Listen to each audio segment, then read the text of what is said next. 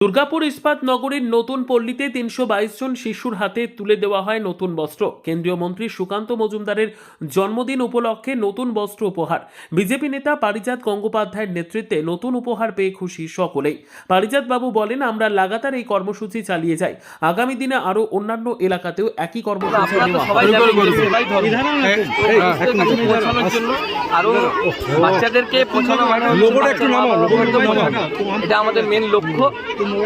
তাছাড়াও আজকে আপনারা জানেন যে সুকান্ত দার 46তম জন্মদিন। উনি আমাদের প্রাক্তন রাজ্য সভাপতি, উনি আমাদের এডুকেশনাল মিনিস্টার। তাই সেবা কাজের মাধ্যমে আমরা 12 বছর বয়স পর্যন্ত বাচ্চাদের পর্যন্ত পৌঁছাচ্ছি এবং প্রত্যেকটা মানুষের কাছে আহ্বান করছি যাতে আমাদেরকে সমর্থন করে। সামনে সরস্বতী পুজো আসছে, তো যে কোনো আমাদের যে দলীয় যারা নেতা আছে এবং মহাপুরুষ আছে তাদের জন্মদিনে আমরা জামা কাপড় দিচ্ছি যাতে মানুষদের কাছে আরোভাবে পৌঁছানো। কতজনকে দিলেন? প্রায় 300 জন। তো আমার এই নতুন পল্লীতে আমরা 322 জনের নামে লিস্ট বানিয়েছি। তো আমাদের 2 নম্বর মণ্ডলের যিনি প্রেসিডেন্ট ঝুমা ব্যানার্জি, ওনারও এই কনসেপ্ট আছেন।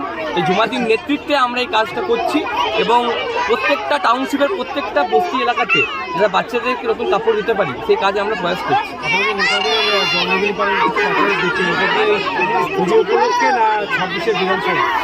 না না, 26শে বিধানসভার জন্য কোনো ব্যাপারই না।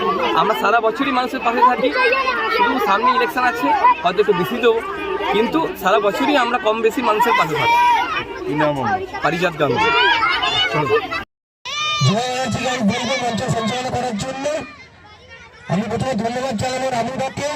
তিনি অ্যাক্টিভভাবে প্রত্যেকটা জায়গায় গিয়ে গিয়ে তার নামগুলো কালেক্ট করেছে। আমাদের মধ্যে উপস্থিত আছে পূর্ণিমাদি, সীমাদি, তাপসী।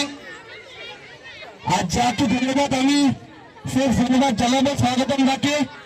মন্ডলে কোথায় হতে পারবেন আমরা, তো আমরা আমাদের প্রোগ্রাম শুরু করছি।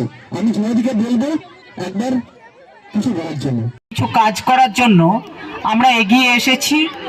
সকলকে বলবো হাত বাড়িয়ে দিতে যাতে আমরা এই কাজটা সাফল্য গড়ে তুলতে পারি এবং আমাদের যারা ভারতীয় জনতা পার্টির কার্যকর্তা আছে সকলে একসাথে মিলে আবার আরেকটা জায়গায় যেন কাজটা হয় সেটার দিকে লক্ষ্যে পৌঁছে যাব।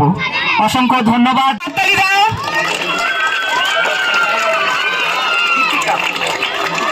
কত বয়স?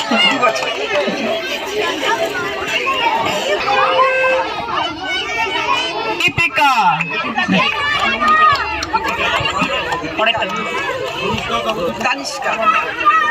তনিষ্কা,